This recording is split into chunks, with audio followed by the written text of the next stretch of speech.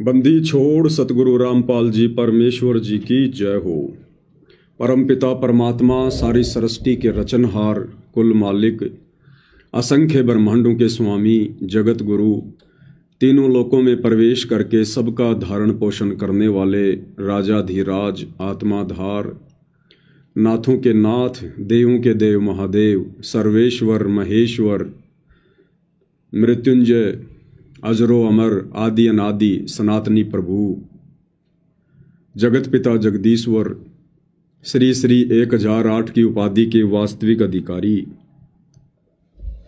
अकाल मूरत शब्द स्वरूपी राम वासुदेव, सर्वगतम ब्रह्म, परम पूज्य, प्रथम पूज्य, परम संत, परम पुरुष, परम धनी, परम दयालु, सत्य कबीर, हक्का कबीर, अल्लाहु कबीर, अल्लाहु अकबर, बाखबर, अल्लाह ताला, जगत के तारणहार, जगत के मुक्तिदाता, जगत के जगन्नाथ, हारे के सहारे, हिंदुओं के राम, मुसलमानों के अल्लाह, सिखों के वाहेगुरु, ईसाइयों के मसीह, दया के सागर दयानिधि, करुणा के सागर करुणानिधि, स्वयंभू परिभू, संकट मोचन, कष्ट हरण, मंगल कारण, दुख भंजन, अविगत कबीर, निर्विकार निर्विषम परमात्मा, अलय अलेख सतगुरु, आदि अनादि सतगुरु,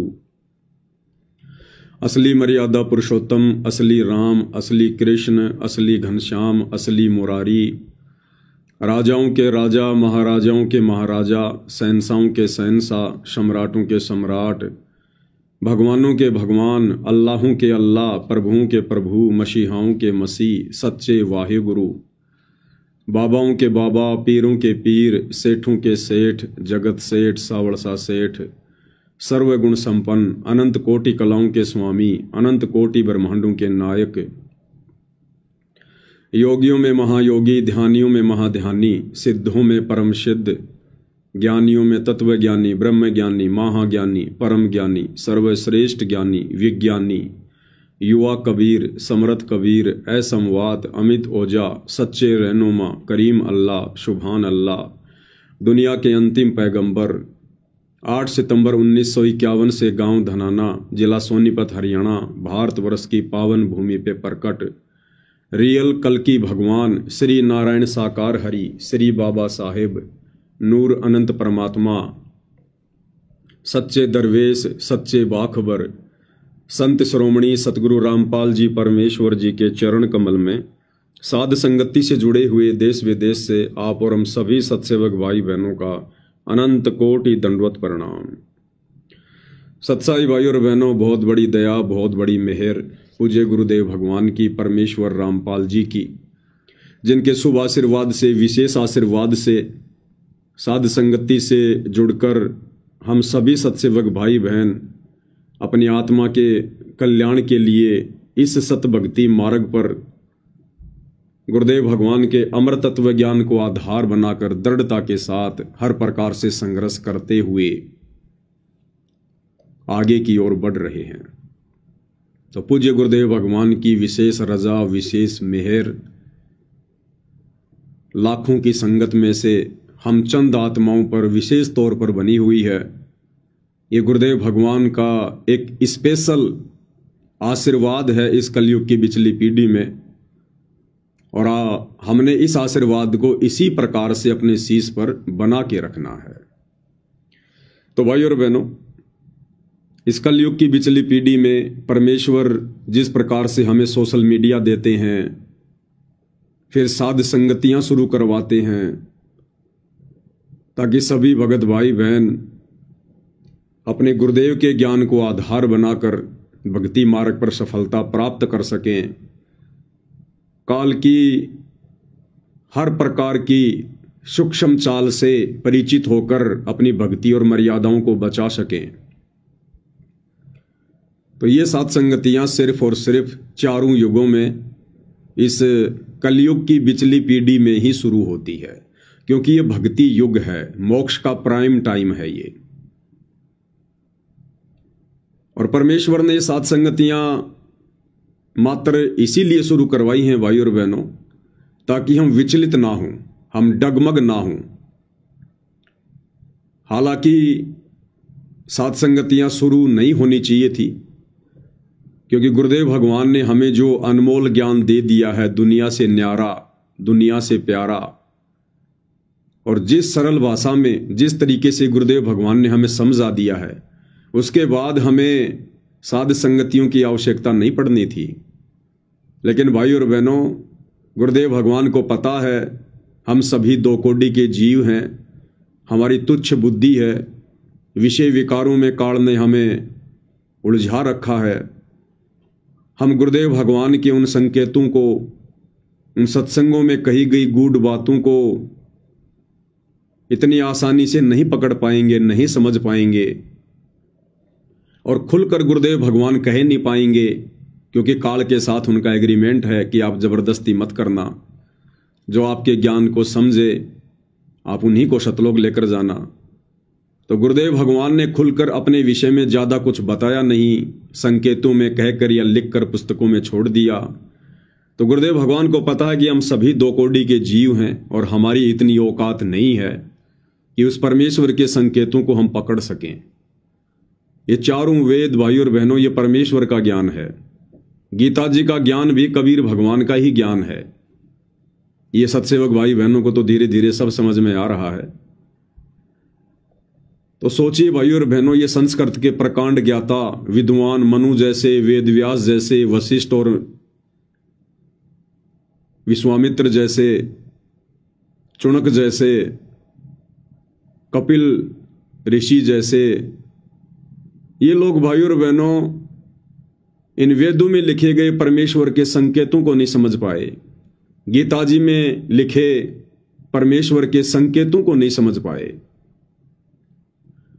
तो भला भाई और बहनों, आप और हम दो कोटि के कलयुगी जीवों की फिर क्या औकात कि वेदों और गीता जी से भी ज्यादा गूढ़ रहस्य युक्त पूज्य गुरुदेव भगवान के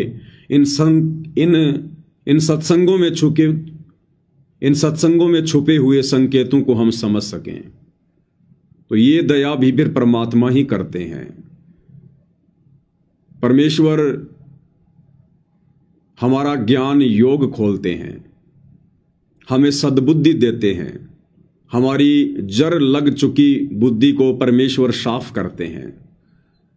और ये साध संगति के टुकड़े गुरुदेव भगवान हम भगत भाई बहनों की झोली में डाल देते हैं, जैसे कुत्ते को रोटी का टुकड़ा डाला जाता है। क्योंकि परमात्मा ने हमें सतलोक लेकर जाना है।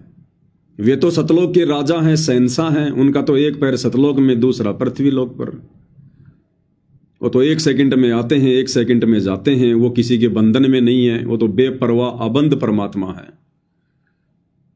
लेकिन हमारी भक्ति ज्यादा से ज्यादा कैसे बने, कैसे भक्ति धन जमा हो, इसके लिए परमेश्वर भक्ति के साथ साथ ये साध संगति रूपी एक छोटा सा रोटी का टुकड़ा भी हमें डाल देते हैं, ताकि इस साध संगति के बहाने हम गुरुदेव भगवान की महिमा करके, उनकी सेवा करके, और सभी भगत भाई बहन मिलजुल के ज्ञान आधार से चर्चा करके और बुराइयों से दूर हो सकें, काल की सूक्ष्म चाल से परिचित हो सकें और अपनी भक्ति को मर्यादाओं में रह के कर सकें। इसलिए परमेश्वर इस कलयुग की बिचली पीढ़ी में ये साध संगतियां उपलब्ध करवाते हैं। अन्यथा भाइयों और बहनों, सतयुग, त्रेता, द्वापर और कलयुग का प्रथम चरण परमेश्वर ने कभी भी इस प्रकार से साध संगतियां अपनी संगत में शुरू नहीं करवाई। वो बेचारे साध संगति कहां से करते, उनको तो ज्ञान भी अच्छे से समझ में नहीं आया। उनको तो सत्संग भी साल 6 महीने में कभी कभार जब परमात्मा उस क्षेत्र में जाया करते थे तब उनको सुनने को मिला करते थे। तो बेचारे वो कहां से साध संगति कर लेते। तो ये दया परमेश्वर ने आज बख्शी है, क्योंकि आज ये मोक्ष का बिल्कुल पीक टाइम आ चुका है, सीजन आ चुका है, और कोई कमी परमेश्वर अपनी तरफ से नहीं छोड़ेंगे। इसलिए परमेश्वर ने आप और हम दो कोटि के जीवों के ऊपर ये दया बख्शी है, हल्का सा ज्ञान योग खोला है। परमेश्वर हमें सत्य प्रेरणा करते हैं, जिस आधार से हम भक्ति मार्ग पर 2 कदम आगे बढ़ रहे हैं। अब परमेश्वर की तो प्रोसीजर ये है भाई और बहनों, जो आपने अभी तक सुन ली, ज्ञान आधार। और काल की क्या प्रोसीजर है? काल जमा करेगा भीड़। अज्ञानी, लूले लंगड़े बहरे, ज्ञानहीन, काल इस प्रकार के लोगों को परमेश्वर रामपाल जी के सत भक्ति मार्ग में ज्यादा से ज्यादा एंट्री दिलवाने का प्रयास करेगा, ताकि 650 साल पहले की तरह एक मूर्खों का टोल खड़ा हो जाए, जिनकी ना कोई मर्यादा हो, ना जिनका कोई ढंग का आचरण हो, गधे और घोड़े सब मिक्स हो जाएं। तो काल ये कोशिश करेगा, क्योंकि वर्तमान समय में काल पूरी ताकत लगा रहा है, सामने वो प्रकट हो नहीं सकता, उसकी मजबूरी है अपने वास्तविक रूप में। इसके लिए उसने बहुत समय पहले से ही सतगुरु रामपाल जी के इर्द गिर्द, उनके परिवार के रूप में, उनके रिश्तेदारों के रूप में, बड़े बड़े परम भक्तों के रूप में, पुराने भक्तों के रूप में अपने एजेंट, अपने दूत पहले ही संगत में भेज दिए हैं। जिस प्रकार 650 साल पहले परमात्मा ने जब कमाल को जीवित किया, उसको अपने बेटे की तरह अपने पास में रखा, उसको शिक्षा दी, दीक्षा दी, उसको प्यार दिया, उसको भगत बनाना चाहा, लेकिन अंत में वो परमात्मा का विरोधी बन गया। परमेश्वर की आत्माओं को तोड़ने का उसने कार्य किया। आज गुरुदेव भगवान कह रहे हैं कि वो गुरुद्रोही हो गया था, गुरुद्रोही। तो 650 साल पहले भी काल ने कमाल के रूप में अपना दूत कबीर परमात्मा की झोपड़ी में भेज दिया, उनके पास में भेज दिया। तो भाई और बहनों, वर्तमान में काल कैसे चुपचाप सारा तमाशा देखता रहेगा? इसलिए वो भरकर प्रयास कर रहा है, भरकस कोशिश कर रहा है। और ऐसे ही काल प्रेरित लोगों के मनमाने आचरण के कारण, उनकी नासमझी के कारण ये बरवाला कांड जैसी घटना घटित हुई। और उन्हीं लोगों के कारण 2014 बरवाला कांड के बाद से वर्तमान 2025 तक लगभग 90% संगत मर्यादाओं से दूर हो चुकी है।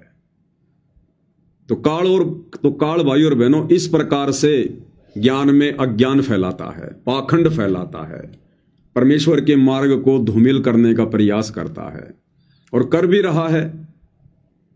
रहा है।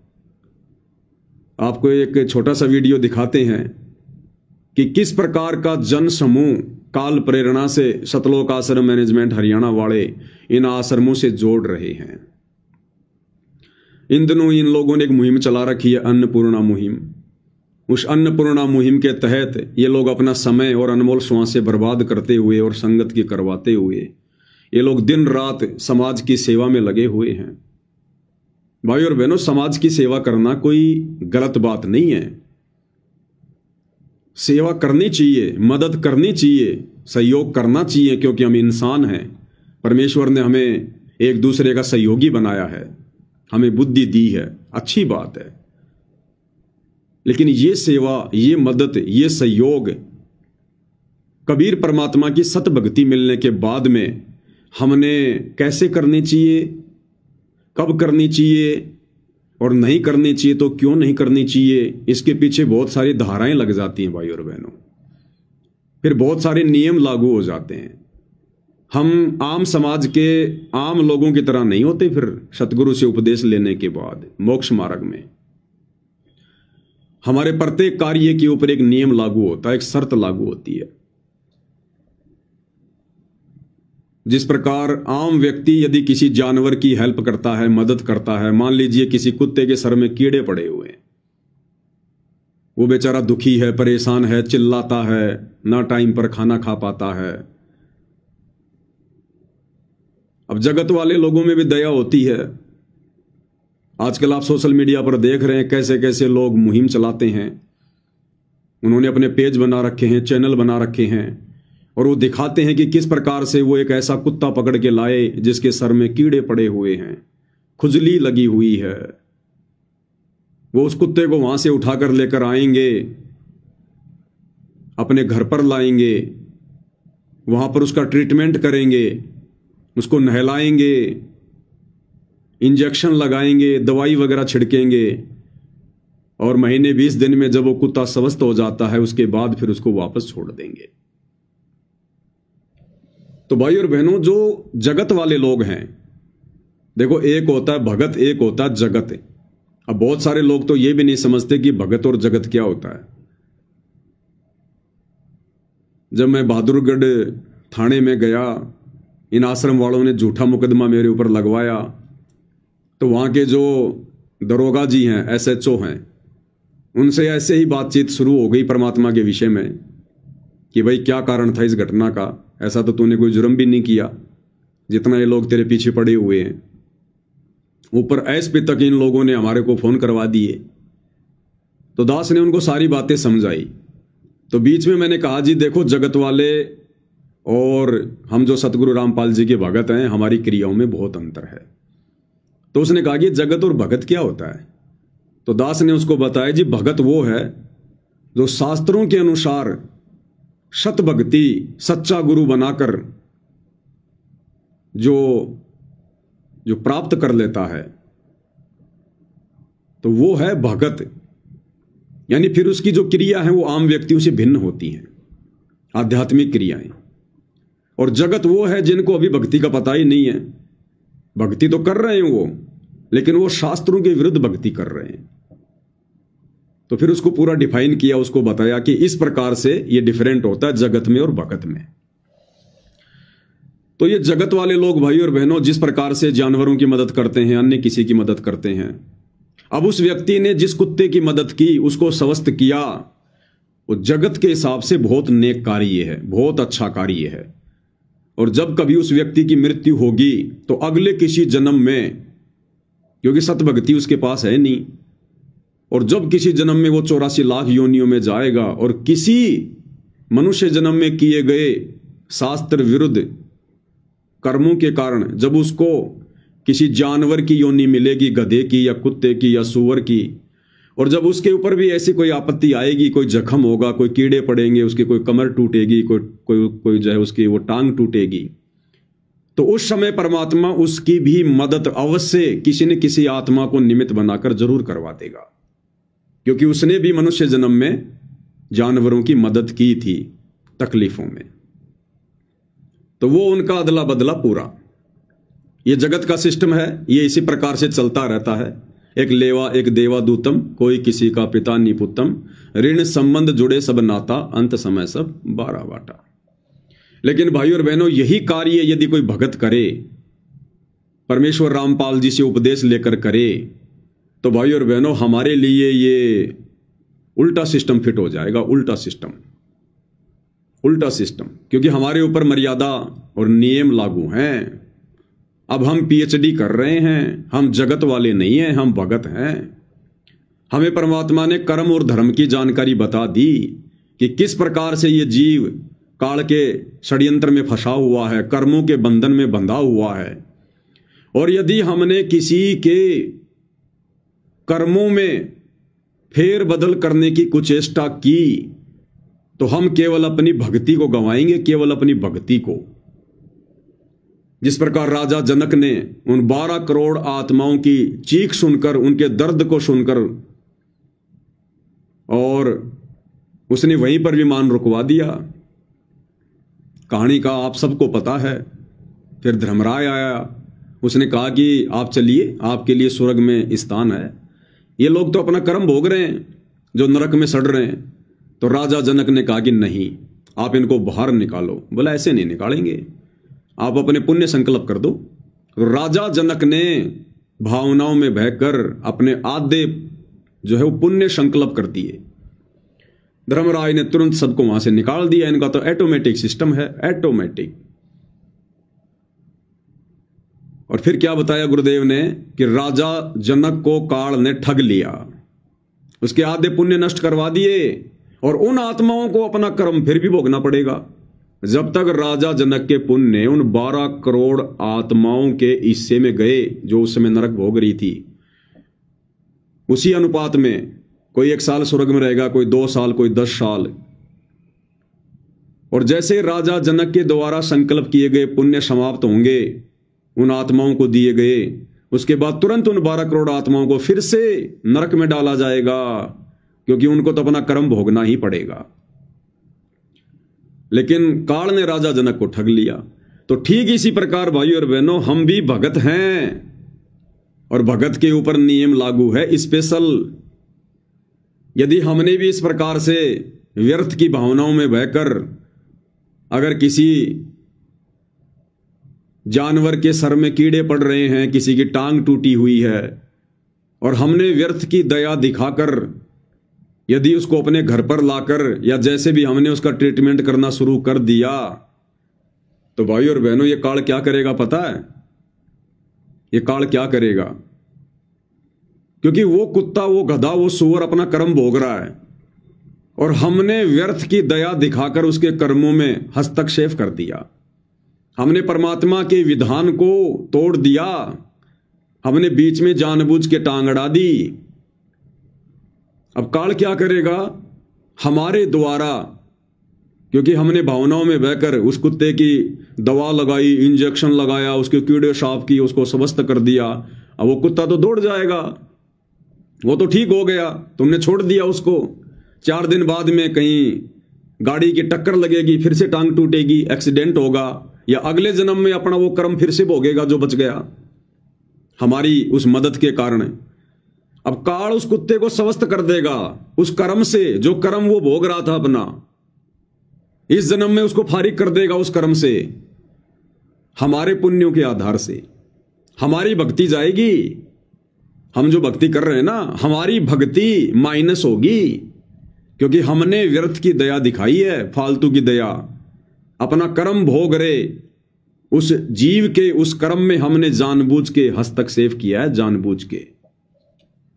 इसलिए परमात्मा कहते हैं कि भक्ति मार्ग में जो भी कर्म करो अपने गुरु की आज्ञा लेकर करो, और गुरु से आज्ञा लेने की आवश्यकता नहीं है।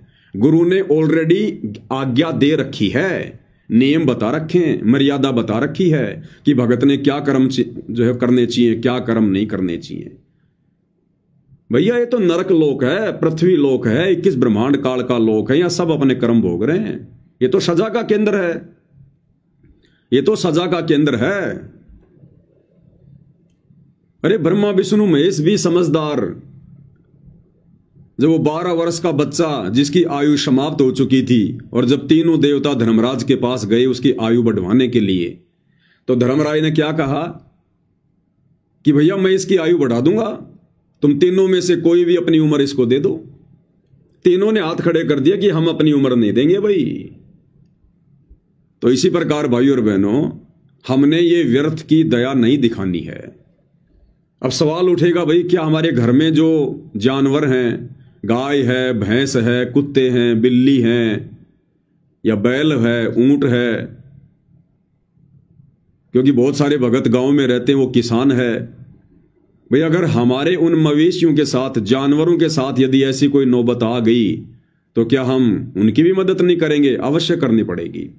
क्यों करनी पड़ेगी? क्योंकि वो हमारे अधीन है, वो हमारे अधीन हैं, हम उनसे कार्य ले रहे हैं, वो हमारे पालतू हैं, हम उनको चारा खिलाते हैं, वो हमें दूध देते हैं।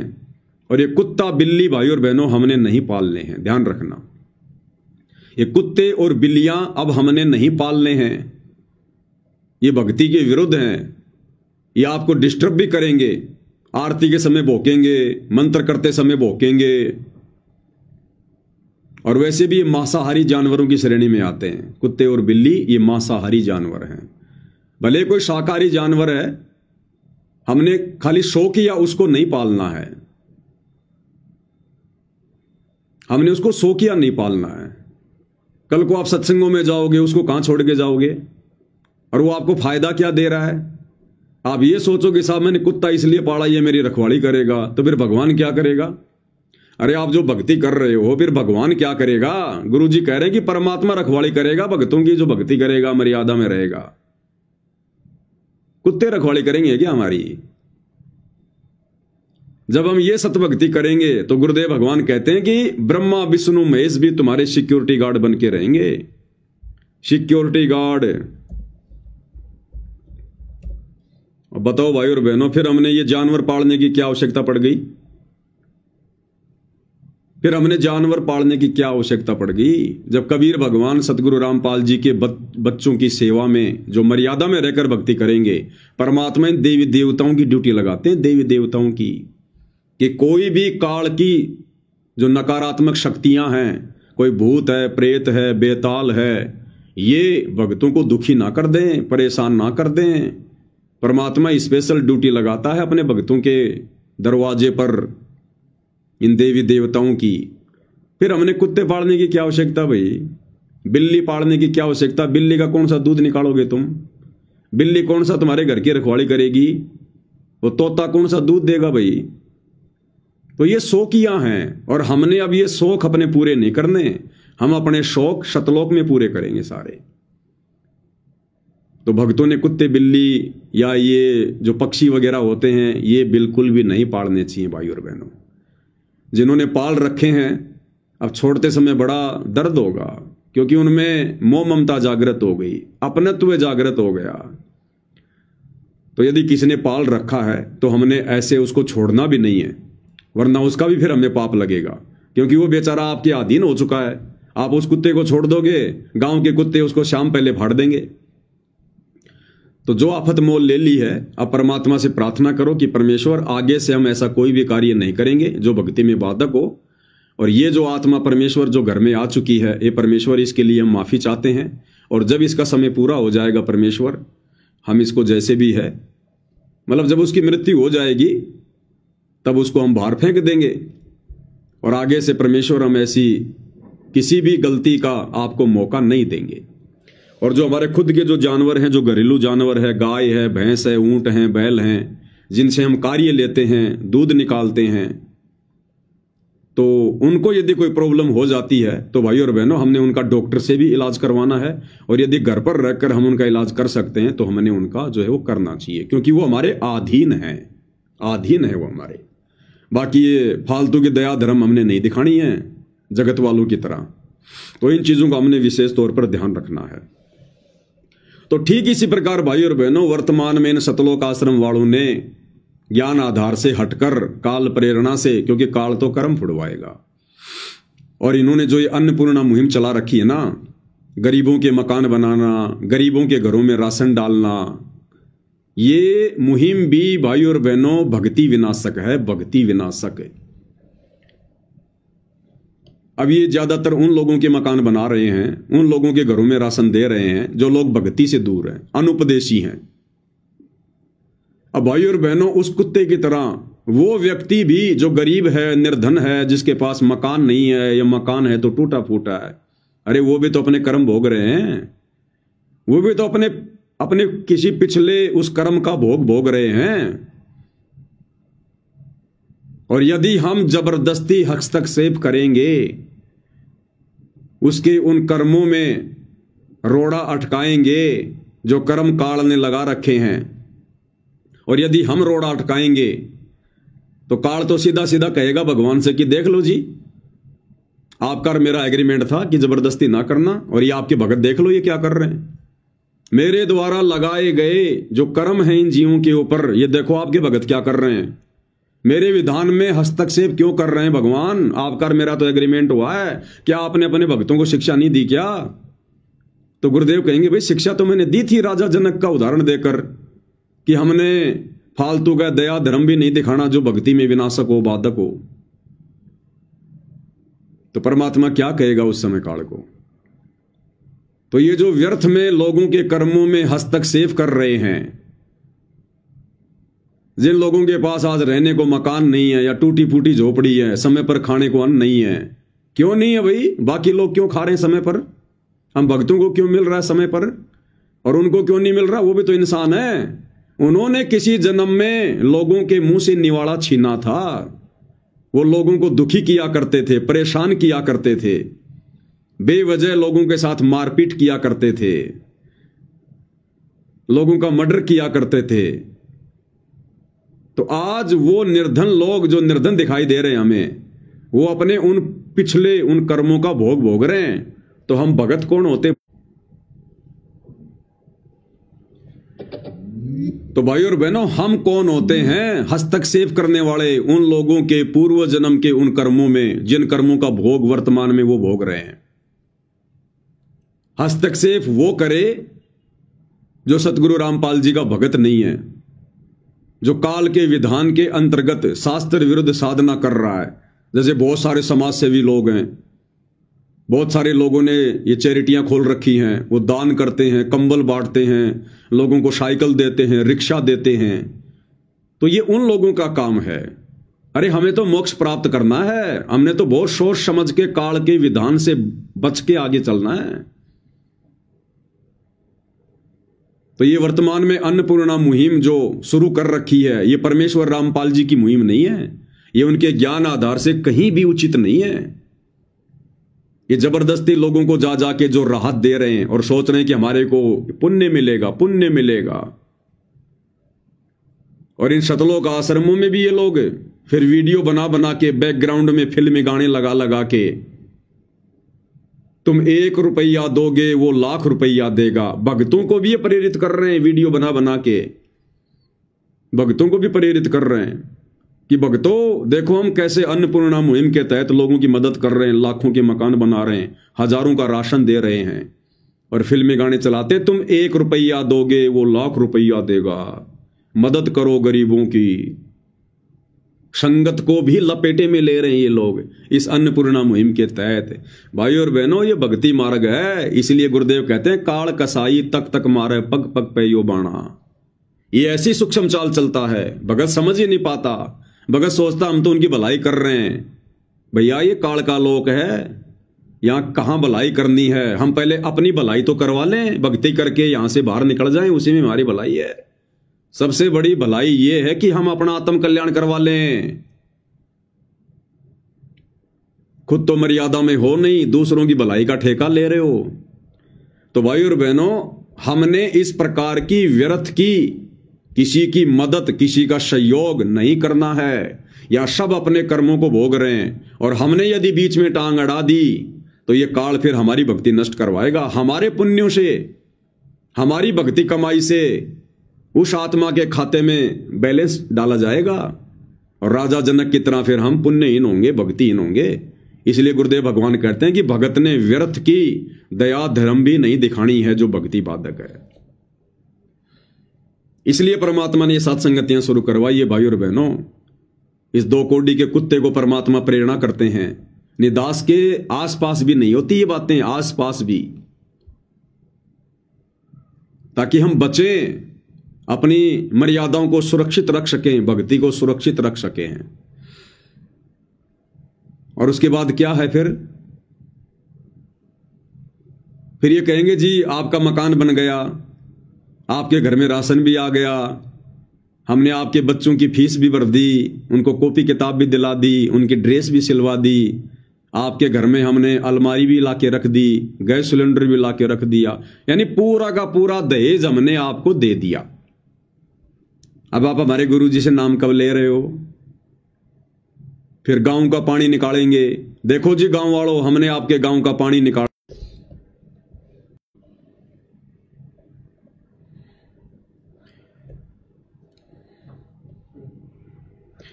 थोड़ा बीच बीच में नेट वगैरह डिस्कनेक्ट हो जाता है भाई और बहनों।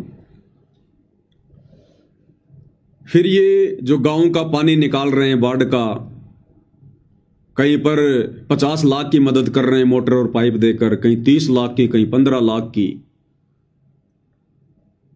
फिर उस गांव का पानी निकलने के बाद में गांव वालों से कहेंगे जी आप कब नाम ले रहे हो हमारे गुरुजी से? अब भाई और बहनों, ये है जबरदस्ती लोगों को भगत बनाना, परमात्मा के विधान को तोड़कर लोगों को भगत बनाना। जैसे पूज्य गुरुदेव भगवान का विधान क्या था? पूज्य गुरुदेव भगवान ने बताया कि अगर इस आश्रम की तरफ आपने आना है तो हमने पुस्तकें लिखकर दे रखी हैं। पहले भक्ति सौदागर को संदेश थी, फिर उसी का दूसरा विकल्प ज्ञान गंगा बना दिया गया। तो गुरुदेव भगवान कह रहे हैं कि हमने पुस्तकें बनाकर दे रखी हैं, और पुस्तक खोलते ही सबसे पहले नियम है, नियम कि अगर आपने ये भक्ति लेनी है, उपदेश लेना है, तो ये नियम आपने आजीवन फॉलो करने पड़ेंगे।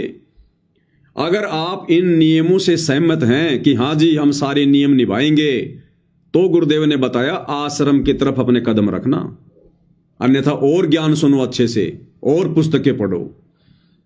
तो गुरुदेव भगवान के तो है भक्तों को जोड़ने की प्रोसीजर, ये ज्ञान समझाकर। क्या कह रहे हैं परमात्मा, थोड़ा ध्यान से सुनिए। कहते नकबे सर नकबा बनी पैर थी हार हमेल, 1-1 लाख के गहने पैरा करती, आज वो सुंदरी से कुतिया बनी देख साहिब के खेल।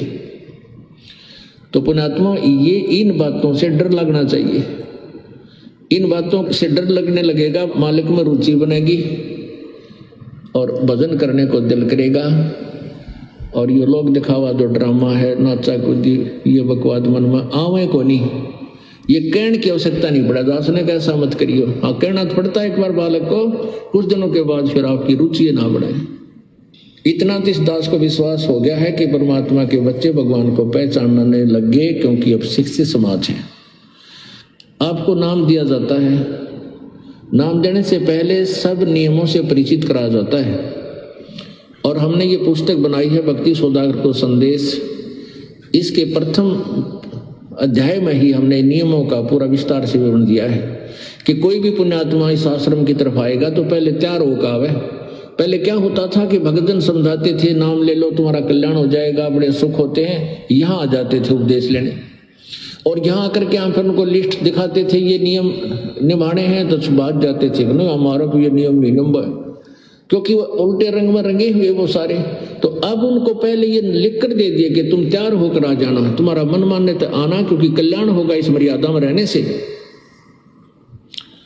तो अब ये दास देख रहा है कि अब कितना डर लगता है बहन बेटी भाइयों को, बच्चों को। तो गुरुदेव भगवान ने तो ये प्रोसीजर बताई भगत बनाने की, लोगों को सतगुरु से जोड़ने की।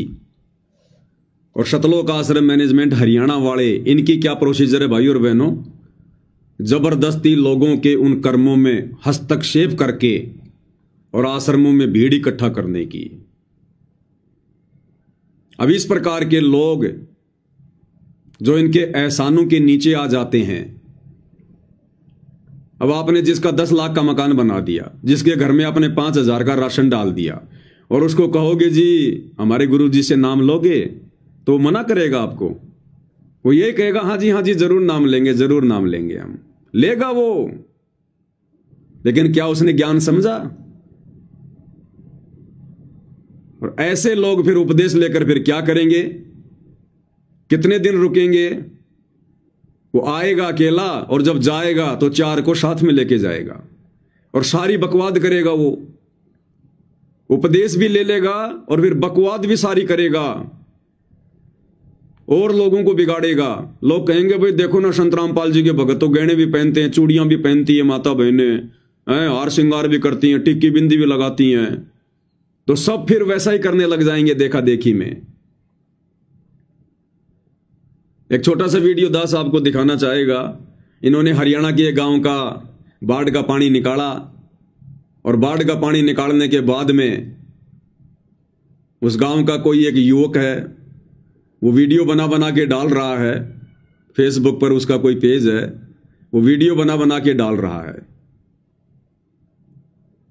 और क्या कह रहा है कि भाई हमारे लिए तो संत रामपाल जी महाराज भगवान बन के आए हैं, भगवान बन के। हमारी मदद किसी ने नहीं की, ना मंदिर वालों ने, ना दूसरे बाबाओं ने। संत रामपाल जी ने हमारी मुसीबत में मदद की, हमारे खेत का पानी निकाला, हमारी फसल को बचाया।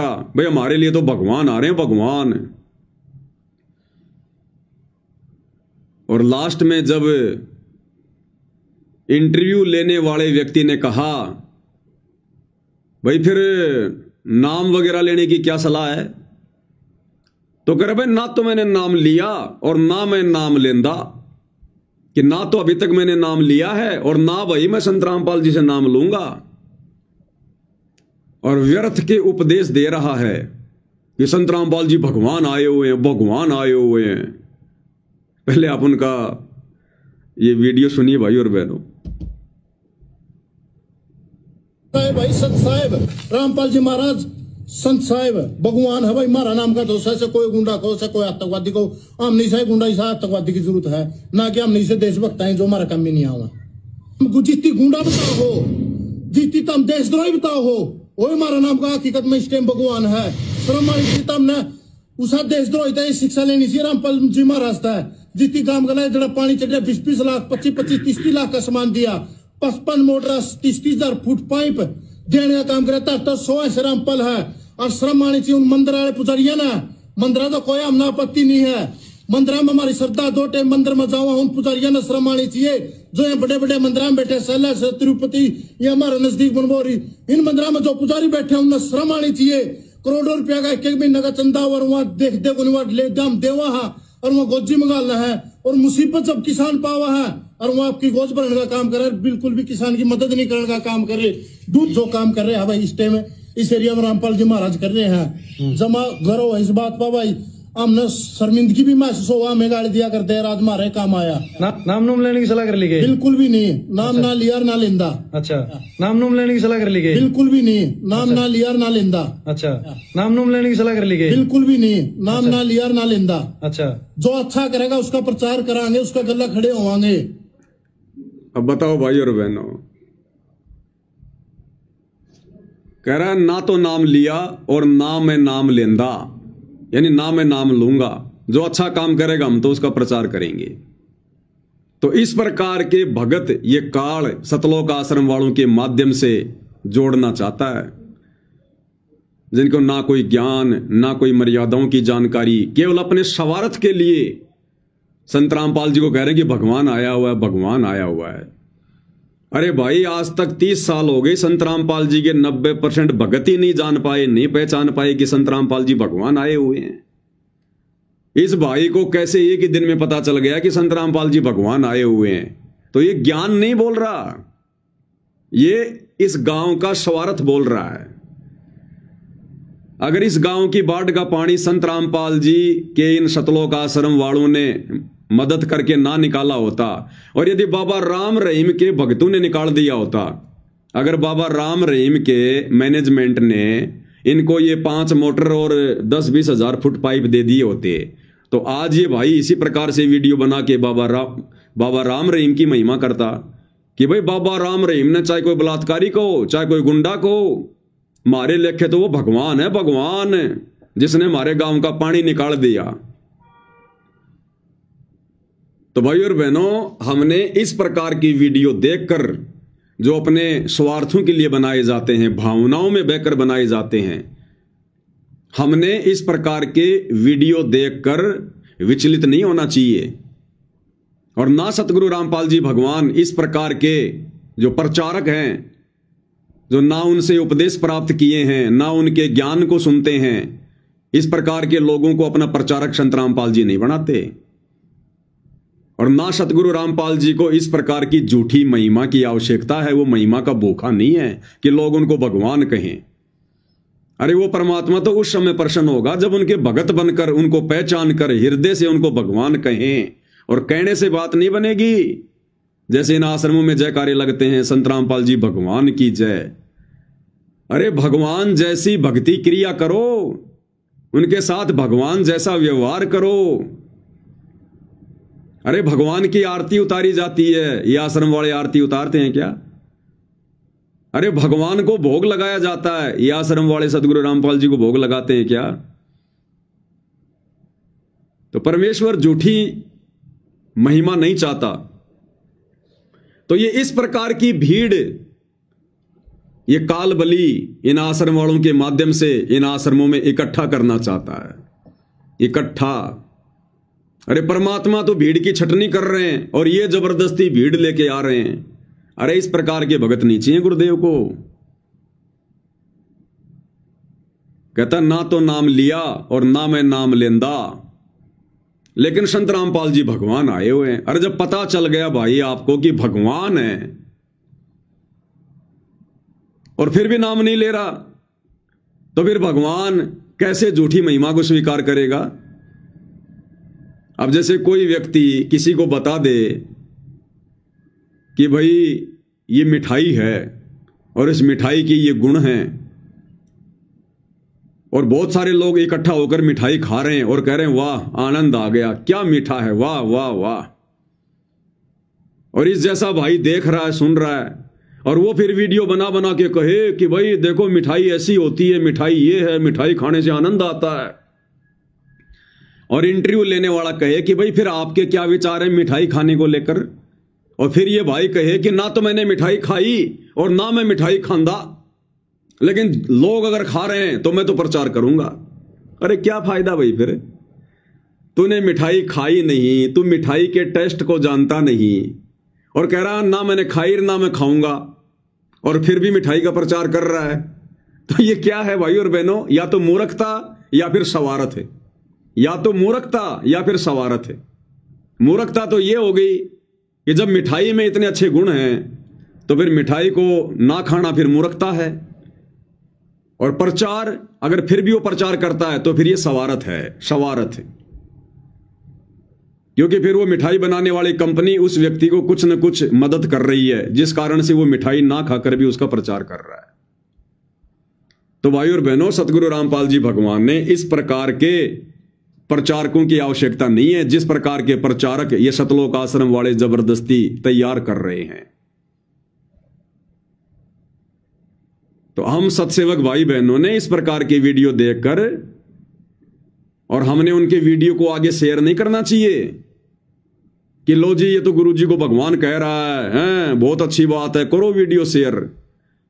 कल को इस गांव में दोबारा से कोई आपत्ति आ गई और बाबा रामपाल के भक्तों से पहले अगर आसाराम जी के भक्तों ने जाके मदद कर दी तो फिर यही भाई वीडियो बना बना के आसाराम की महिमा करेगा, और तुम्हारे द्वारा शेयर किए जाने से फिर वो वीडियो बाकी दुनिया देखेगी। तो हमने किसी के भी वीडियो पर दास बहुत पहले ये जानकारी आपको दे चुका है, 1-1.5 साल पहले, कि जगत वालों के चाहे कितने अच्छे वीडियो हों, कितनी अच्छी बातें हों, हमने उनके वीडियो को ना तो लाइक करना है ना हमने शेयर करना है। लाइक और शेयर बिल्कुल भी नहीं करना हमने, क्योंकि एक बात वो अच्छी बोलेगा और फिर वो 10 बात वो फालतू की उसमें जो है वो डालेगा, 10 बात फिर वो फालतू की जो है वो डालेगा। तो उसकी फालतू की बातें भी फिर हमारे शेयर करने से ज्यादा प्रचारित होती हैं, वहां फिर हम दोषी बनते हैं। तो हम भगत भाई बहनों ने इस प्रकार से भी बहुत सावधानी बरतनी है, बहुत सावधानी बरतनी है हमने, भावनाओं में नहीं बहना हमने बिल्कुल भी। तो इस प्रकार के प्रचारकों की सतगुरु रामपाल जी को कोई आवश्यकता नहीं है। जिस प्रकार के प्रचारक ये सतलोक आश्रम वाले भाई बंधु व्यर्थ में इकट्ठा कर रहे हैं, जमा कर रहे हैं, क्योंकि अभी तक तो सतगुरु रामपाल जी को परमात्मा उनके भक्तों ने नहीं माना, इन आश्रम वालों ने नहीं माना। जुबान से तो वो भी संत रामपाल जी को कबीर जी कह रहे हैं, भगवान कह रहे हैं, जुबान से ये भाई कह रहा है, और जब बात आई नाम दीक्षा लेने की तो मना कर दिया कि ना तो लिया और ना लूंगा। तो ऐसे ही महिमा तो संत रामपाल जी को भगवान कह कह के आश्रम वाले भी कर रहे हैं, लेकिन जब बात आती है उनको भगवान मानने की, जब आता है जून का महीना, उस समय संत रामपाल जी को कोई भगवान नहीं मानता। फिर वो दाढ़ी मूछ वाला नकली कबीर, उसको उसकी फोटो के आगे भोग लगाएंगे, उसको परमात्मा कहेंगे। एक छोटा सा वीडियो आपको दिखाता हूं जो ये आश्रम वाले बनाते रहते हैं। अब आजकल क्या हो गया भाई बहनों, सात संगति के वीडियो इतने ज्यादा फैल गए सोशल मीडिया पर। अब दास मार्केट में भी कहीं जाता है ना, तो वो लोग भी दास की शक्ल देखकर ये कहते हैं कि भाई साहब आप तो फेसबुक पर वीडियो बनाते हो ही हो ना। अब दास जिस राशन की दुकान से हमेशा राशन लेकर आता है वो बहुत दूर है, और मैं उनसे कोई बात नहीं करता। दास तो गाड़ी में बैठा रहता है, वो राशन वगैरह तैयार कर देते हैं, घर वाले लिस्ट दे देते हैं और पीछे डिग्गी खोल के वो गाड़ी में डाल देते हैं, पैसे ऑनलाइन कर देते हैं, दास घर पे आ जाता है। उनसे कोई बातचीत नहीं किसी प्रकार की। अब आज दास राशन लेने गया, अब राशन लेने गया तो उसका लड़का, दुकान वाले का लड़का, उसने आटा वगैरह पीसा, कट्टे में डाला, और फिर मेरे ऊपर उसकी नजर गई। दास गाड़ी में बैठा हुआ था, शीशे के अंदर से उसकी नजर गई। थोड़ी देर तो उसने सोचा, विचार किया, फिर वो दास के पास आया, वो आटा डालने के लिए डिग्गी में जब आटा डालने आया तो दास ने जब पीछे मुड़ के देखा तो उसने कहा कि भाई साहब आप तो फेसबुक पे लाइव आते हो ना, आप तो वीडियो बनाते हो ना फेसबुक पर, मैंने आपको पहचान लिया। तो मैंने कहा हाँ भाई बनाता तो हूं। अरे भाई साहब, तो मैंने कहा कि आप मेरे नहीं, आप संत रामपाल जी के सत्संग सुनो। तो उसने कहा कि हाँ उनके भी सुनता हूं, लेकिन आपके वीडियो, बोलो कल तो मैं पूरा दोपहर आपके वीडियो देख रहा था, आप ही के वीडियो देख रहा था मैं। तो मैं कहा चलो वो भी देख लिया करो, लेकिन संत रामपाल जी के सत्संग सुनो, ज्ञान आपको वहां से मिलेगा। फिर वो और कई बातें बताने लग गया, आपने ये बात बताई, आपने ये बात कही, मुझे बहुत अच्छी लगी। तो दास ने कहा कि चलो कोई बात नहीं, आपने राशन रख दिया? बोला रख दिया। तो मैंने कहा ठीक है, गुरु जी के सत्संग सुना करो ज्यादा। फिर उसने डिग्गी बंद कर दी, दास घर पे आ गया। तो कहने का मतलब भाई और बहनों, अब सात संगति की वीडियो ज्यादा से ज्यादा फैल रहे हैं, और सात संगति की वीडियो देख देख कर शतलोक आश्रमों से जुड़ी जो संगत है, उन्होंने इतना तो ज्ञान ले लिया कि भाई संत रामपाल जी भगवान हैं, संत रामपाल जी परमात्मा हैं, ये खुद ही कबीर हैं। इतना तो बार बार सात संगति की वीडियो देखने से इन आश्रम वाले भाइयों को समझ में आ गई, लेकिन ये दिल से परमात्मा मान नहीं पा रहे, स्वीकार नहीं कर पा रहे। जब बात आती है उनको भगवान मानने की, एक होता है कहना, एक होता है मानना, लेकिन जब बात आती है संत रामपाल जी को भगवान मानने की, साक्षात कबीर मानने की, उस समय ये फेल हो जाते हैं। क्योंकि परमात्मा कहते हैं नकल में भी अकल चाहिए, नकल में भी अकल चाहिए। अभी मान क्यों नहीं पा रहे संत रामपाल जी को भगवान?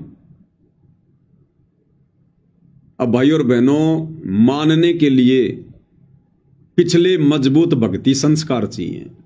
देखो, ज्ञान से तो केवल जानकारी होती है, दास के वीडियो से तो केवल जानकारी मिलेगी, लेकिन संत रामपाल जी को कबीर भगवान के रूप में हृदय से मानना, स्वीकार करना, ये भाई जब तक पिछले जन्म के भक्ति संस्कार दृढ़ नहीं होंगे, मजबूत नहीं होंगे, तब तक नहीं हो सकता ये, चाहे कोई कितनी कोशिश कर ले, कितनी कोशिश कर ले। जैसे हम बचपन में साइकिल चलाया करते थे, तो हम साइकिल को आवश्यकता से ज्यादा भगाया करते थे, कभी कभार जब स्कूल जाते थे जल्दबाजी के चक्कर में। अब साइकिल की एक लिमिट है भाई और बहनों, अब हम उससे ज्यादा पैर चलाएंगे, पेडल मारेंगे, जोर लगाएंगे, तो क्या होता था, फिर साइकिल के कुत्ते फैल हो जाते थे। यानी साइकिल का जो चक्का था फिर वो बिल्कुल ढीला हो जाता था, वो घूमता तो बहुत तेज था लेकिन साइकिल आगे नहीं बढ़ाता था। उसको कहते थे कि साइकिल के कुत्ते फैल हो गए। फिर उसमें तेल वगैरह डालते थे या उसकी चेन को टाइट करवाते थे, तब जाकर फिर वो पैडल सही चलते थे। तो भाई और बहनों, सात संगति की वीडियो देखकर इन आश्रम वालों को इतना तो समझ में आ गया कि संत रामपाल जी ही भगवान है, दूसरा कोई भगवान नहीं है। और आजकल ये लोग भी सात संगत वाले भाई बहनों की तरह संत रामपाल जी के आगे महाराज शब्द ना कहकर भगवान कहने लग गए। लेकिन जब बात आती है संत रामपाल जी को भगवान मानकर उनकी आरती उतारना, उनको भोग लगाना, उनकी महिमा करना, एकमात्र उन्हीं को दंडवत करना, उन्हीं की फोटो घर में रखना, उस समय भाई और बहनों इन आश्रम वालों के कुत्ते फैल हो जाते हैं। उस समय इनके कुत्ते फैल हो जाते हैं। फिर क्यों?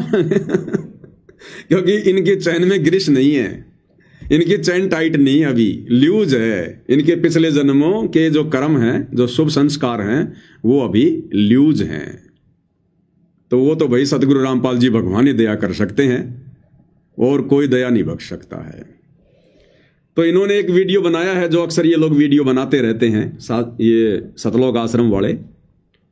तो इन्होंने आश्रमों में खड़े होकर एक वीडियो बनाया है, कबीर सागर के बोध सागर का हवाला दिया है कि सतगुरु रामपाल जी कौन है। तो आपको दिखा देते हैं इनका एक छोटा सा वीडियो। खुद बताया है, आप देख सकते हैं सर। हमरो उनको एक शरीरा, जाको सुनियो नाम कबीरा। 628 वर्ष पूर्व कबीर साहब ने अपने शिष्य को पहले ही बता दिया था उस संत के विषय में। हमरो उनको एक शरीरा, जाको सुनियो नाम कबीरा। परमात्मा कबीर साहिब जी और संत रामपाल जी महाराज में कोई अंतर नहीं है, और उनका नाम कबीर होगा। संत रामपाल जी महाराज को 1997 में परम अक्षर ब्रह्म कबीर साहिब जी आकर मिले थे, और उस वीडियो के अंदर वही चीज दर्शाई गई है। हमरा उनका एक शरीरा, जाको सुनियो नाम कबीरा। जो परमात्मा कबीर साहिब का शरीर है ना, वही आज उस नौतम सुरती संत रामपाल जी महाराज के रूप में जो प्रकट हुई है, उनका वही शरीर है सर। अब बताओ, इनको ये जानकारी कहां से मिली है? कबीर सागर से, कि हमको और उनको एक शरीरा, और जाको कहिए नाम कबीरा। कि 650 साल पहले ये धर्मदास जी को कबीर जी ने कह दिया था कि जो नौतम सुरती आएगी कलयुग की पिछली पीढ़ी में, जिससे लोगों का उद्धार होगा, और उसका और मेरा एक ही शरीर होगा। अब एक ही शरीर का मतलब है एक ही होना। तो इस वाणी का हवाला दे रहे हैं और कह रहे हैं संत रामपाल जी खुद ही कबीर भगवान हैं। अरे भैया, ये बात जानने के लिए आपको कबीर सागर में जाने की क्या जरूरत थी? नित्य नियम को ढंग से पढ़ लिया करो, नित्य नियम विधि विधान से करो, पुस्तक हाथ में लेके, तो तुम्हें पता चलेगा कि ये बात तो बहुत अच्छे से नित्य नियम में लिखी हुई है कि सतगुरु साहिब एक शरीरा और सतगुरु बिना न लागे तीरा। तो समझ में नहीं आता आप लोगों को। कबीर सागर दिखा रहा कि देखो मैंने खोज कर ली। जैसे जम्बू में जो नकली कबीर पंथी है मधु परमहंस रांजड़ी में, गुरुदेव भगवान ने बताया कि उसने डंडोरा पीटना शुरू कर दिया कि 11वां द्वार मिल गया मुझे, 11वीं खिड़की मिल गई, 11वीं खिड़की मिल गई। तो परमात्मा ने बताया इससे ऊपर तो 12वां द्वार है, उसको पार करके जाएंगे तब सतलोक जाएंगे। 11वां द्वार, 11वां द्वार। तो इसी प्रकार इन्होंने कबीर सागर दिखा के कि देखो खजाना मिल गया हमें, हमको उनको एक शरीरा, जाको कहिए नाम कबीरा। और यहां गुरुदेव भगवान रोज नित्य नियम में हमें पढ़ाते हैं कि नालायको, तुम्हें जो भक्ति बोध बना के दी है ना, ये दरबार में सजा के रखने के लिए नहीं दी है, इसको पढ़ो, इसका पाठ करो। इसके मूल्य की जगह गुरुदेव ने लिखा है नित्य नियम, यानी रोजाना इसका पाठ करो। तो समझो तुम अपने गुरुदेव के द्वारा मुफ्त में दी गई नित्य नियम का मूल्य अदा कर रहे हो, नहीं तो तुम धोखा कर रहे हो, धोखा। तो अगर ये सतलोक वाले भाई बहन, सतलोक आश्रम वाले अगर नित्य नियम को ढंग से कर लें, जैसे हम सत्सेवक भाई बहन कर रहे हैं, पुस्तक हाथ में लेके पाठ कर रहे हैं उसका, तो इनको कबीर सागर में देखकर आश्चर्यचकित होने की आवश्यकता नहीं थी कि हमरो और उनको एक शरीरा, ताको कहिए नाम कबीरा। गुरुदेव ने नित्य में साफ साफ लिखा हुआ है कि सतगुरु साहिब एक शरीरा और सतगुरु बिना न लागे तीरा। और फिर यह भी कह रहा है कि 1997 में संत रामपाल जी को कबीर जी आकर मिले थे। या 2 मिनट पहले तो कह रहा था कि कबीर जी और संत रामपाल जी एक ही हैं, हमरो और उनको एक शरीरा। और तुरंत बाद कह रहा कि फिर 1997 में संत रामपाल जी को कबीर जी आकर मिले, फिर उनको अलग अलग कर दिया। यानी कहने का मतलब है बड़ी मुश्किल से तो ये लोग देसी घी का थोड़ा बहुत हलवा बनाते हैं और तुरंत फिर उसमें गोबर डाल देते हैं। तो बताओ भाई और बहनों, फिर कैसे बात बनेगी? क्या कह रहा देखना, ध्यान से सुनना। शुरू में क्या कह रहा है और फिर वो एनिमेशन वाला वीडियो दिखा के कि 1997 में संत रामपाल जी को फिर कबीर जो है कबीर जी आकर मिले। देखिएगा, खुद बताया है, आप देख सकते हैं सर। हमरो उनको एक शरीरा, जाको सुनियो नाम कबीरा। 628 वर्ष पूर्व कबीर साहब ने अपने शिष्य को पहले ही बता दिया था उस संत के विषय में, हमरो उनको एक शरीरा, जाको सुनियो नाम कबीरा। परमात्मा कबीर साहिब जी और संत रामपाल जी महाराज में कोई अंतर नहीं है और उनका नाम कबीर होगा। संत राम कोई अंतर नहीं है और उनका नाम कबीर होगा। यानी संत रामपाल जी में और कबीर जी में कोई अंतर नहीं होगा और उनका नाम क्या होगा? कबीर। यानी संत रामपाल जी के नाम को भी इन्होंने ये कह दिया कि उसका नाम क्या होगा? कबीर। और अब आगे अलवे का गोबर करेंगे कि 1997 में संत रामपाल जी को फिर कबीर जी आकर मिले। संत रामपाल जी महाराज को 1997 में परम अक्षर ब्रह्म कबीर साहिब जी आकर मिले थे और उस वीडियो के अंदर वही चीज दर्शाई गई है, हमरा उनका एक शरीरा, जाको सुनियो नाम कबीरा। जो परमात्मा कबीर साहिब का शरीर है ना, वही आज उस नौतम सुरती संत रामपाल जी महाराज के रूप में जो प्रकट हुई है, उनका वही शरीर है सर। परमात्मा कबीर साहिब जी नौतम सुरती के रूप में इस संसार में अवतार लेंगे और संत रामपाल जी महाराज के रूप में वो आ चुके हैं। और परमात्मा ने पहले ही बोल दिया था 5 अरूज 500 जब कलयुग बीत जाए, महापुरुष फरमान जग तारन को आए। कबीर साहब ने पहले ही बता दिया था 5505 वर्ष व्यतीत होने पर परमात्मा खुद आएंगे और 1997 में 5505 वर्ष व्यतीत हो चुके हैं। कबीर साहब जी संत रामपाल जी महाराज जी के रूप में इस पृथ्वी पर आ चुके हैं सर। अच्छा, तो कहना आपका ये है कि कबीर सागर में जो ये सारी चीजें लिखी हैं कि पहली बात तो आपने बताया नौतम सुरती के बारे में, कि नौतम सुरती के बारे में कबीर साहिब जी ने बताया है, धर्मदास जी को बोला है कि आप 8वीं सुरती हो और नौतम सुरती आगे चल के आएगी जो कि 5505 वर्ष बीतने के बाद आएगी। जी सर। तो आप कह रहे हो कि 1997 में 5505 वर्ष बीत गया है, तो 5505 वर्ष बीतने के बाद ही कबीर साहिब स्वयं संत रामपाल जी महाराज जी के रूप में आ गए हैं, ये कह रहे हो। इसी कारण वो आपकी 3D एनिमेशन बनी है जिसमें कबीर साहिब स्वयं संत रामपाल जी महाराज जी के रूप में आप लीला कर रहे हैं, ये दिखाया गया है। बिल्कुल ये सत्य है सर। संत रामपाल जी महाराज के रूप में परमात्मा कबीर साहिब जी आज इस मृत्यु मंडल में आकर लीला कर रहे हैं और अपनी हंस आत्माओं को पुकार। सुन लिया भाई और बहनों, कितना गजब का ज्ञान दे रहे हैं ये आश्रम वाले, कितना गजब का ज्ञान दे रहे हैं। कि संत रामपाल जी के रूप में कबीर जी स्वयं आ चुके हैं, धरती पर प्रकट हो चुके हैं और अपना ज्ञान दे रहे हैं। अब इन भाइयों से कोई पूछे, अगर तुम्हें इतना विश्वास है, इतनी दृढ़ता है, इतना ज्ञान हो गया कि कबीर जी वर्तमान में संत रामपाल जी के रूप में 1997 से धरती पर आ चुके हैं। 1997 से पहले तो ये आश्रम वाले संत रामपाल जी को कबीर जी नहीं मानते, उनको जन्म लिया हुआ मानुष मानते हैं कि 1997 में कबीर जी सतलोक से चलकर संत रामपाल जी को मिले, संत रामपाल जी को सतलोक भेज दिया और संत रामपाल जी के रूप में खुद कबीर जी धरती पर हैं आज। तो भाइयों, अगर इतना विश्वास है, इतनी दृढ़ता है तुम्हें, क्योंकि दृढ़ता उसी को होगी जो दूसरों को समझाएगा। दूसरों को समझाने का मतलब है खुद पूरी तरीके से आश्वस्त है। तो जब तुम्हें इतना पक्का विश्वास है कि वर्तमान में धरती पर संत रामपाल जी नहीं बल्कि संत रामपाल जी के रूप में खुद कबीर भगवान है, अरे तो फिर दोगला आचरण क्यों? फिर उस कबीर की दाढ़ी मूंछ वाली नकली फोटो क्यों? फिर जून के महीने में उस नकली फोटो, दाढ़ी मूंछ वाले नकली कबीर का प्रकट दिवस क्यों?